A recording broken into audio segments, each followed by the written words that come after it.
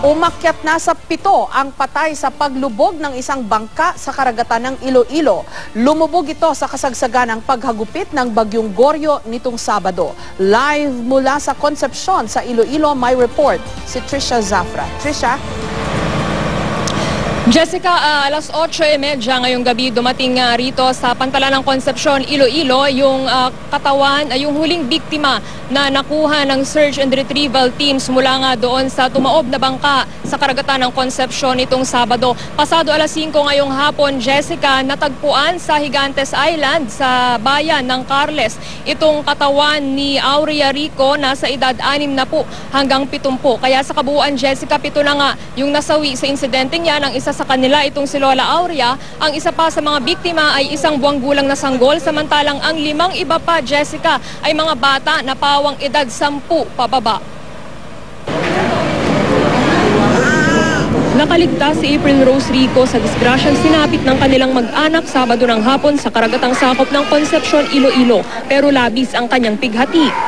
Mahirap, malungkot. Isa na lang natira sa akin eh. Kasi niligtas ko siya.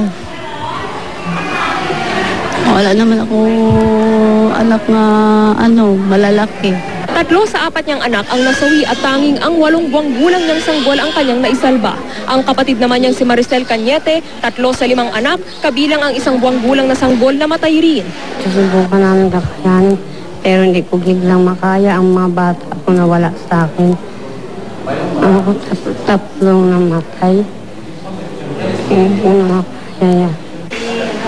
Pauwi na raw noong Sabado ng hapon sa Barangay Salvacion ang 15 magkakamag-anak mula sa piyesta. Sakay sila ng bangkang pangisda ng kaanak ring si Marlon Panikan. Alas 4 ng hapon sa kalagitnaan ng biyahe, hinampas daw sila ng malaking alon kaya tumaob ang bangka.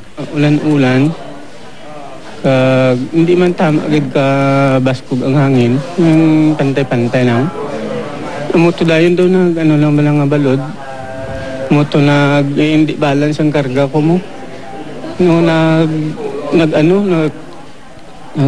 kulob. Kwento ni Marlon, hindi na naging balanse ang bangka dahil karamihan ay nakaupo sa iisang bahagi. Kumapit daw sa tumaob na bangka ang mga pasahero, pero inabot daw sila ng dilim at magdamag na nasa laot. Nalunod na raw noon ang ilan. Umuto dayon, may naglabay man sa amon nga sakayan, may pay kami. Huwag gid may sa amon, huwag ko kikita. Kaya mo lang ito, amon tani kung nakita kami sa dito, wagi kami tani madisgrasya gid nga may napatay sa amon. Linggo na ng hapon nang anuring sila sa isla ng Sicogon sa bayan ng Carles. Nakita sila ng mangingisda at dinala sa pagamutan. 3 sa kanila ang nakuhang patay na. 9 ang dinala sa ospital. 1 batang 8 taong gulang ang nasawi sa emergency room. Kaninang umaga naman nakuha ng search and retrieval teams ang bangkay ng 2 pang bata. Sabi ng mga otoridad, hindi kaya ng bangka ang 15 tao kaya ito tumaob. Nakataas pa raw noon ang signal number 1 sa northeastern Iloilo kaya hindi sila dapat naglayag. Pero hindi raw alam ng mga biktima na may bagyo. We have to review siguro on how effective we can strengthen yung na yan. It's a matter of continuous education. Basta parating sasabihin sa kanila para matuto sila at madala sila at kung masama ang panahon, wag na sila lumabas. Jessica, nagpapagaling sa mga ospital yung mga nakaligtas dyan sa trahedyang yan. Samantala, yung 7 namang namatay ay inaayos na yung kanilang mga katawan sa funeraria. Tapos na, Jessica, yung search and retrieval operations, pero siniguro naman ng mga otoridad na hindi nila pababayaan daw yung mga biktima at aalalayan nila hanggang sila ay makaahon mula sa trahedyang sinapit. Jessica. Trisha, basic question. Hindi alam nung mga sumakay ng bangka na may bagyo? Jessica, yan yung sinasabi ng mga biktima. Hindi raw nila nabalitaan na merong bagyo at hindi rin daw nila alam na meron palang nakataas na signal number 1 sa northeastern Iloilo noong araw ng Sabado, Jessica. Okay, paano yan? Sabi nung mga authorities na nag-imbestiga, may overloading din. Kaya lang, how do you go against itong bangkero na hindi naman yan under covered ng jurisdiction ng authorities, ng mga namamahala ng marina dyan sa Iloilo, yung ganyang mga sasakyang pandagat?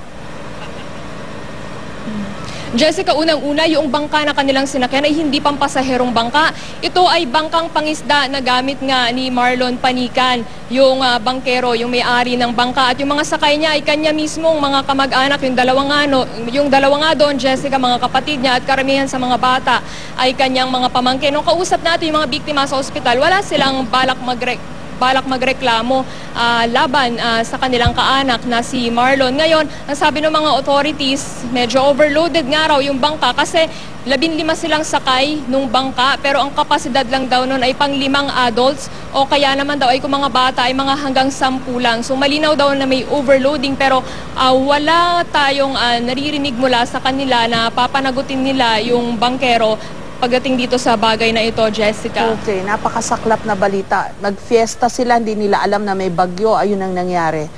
Kawawa. Maraming salamat, Trisha Zafra.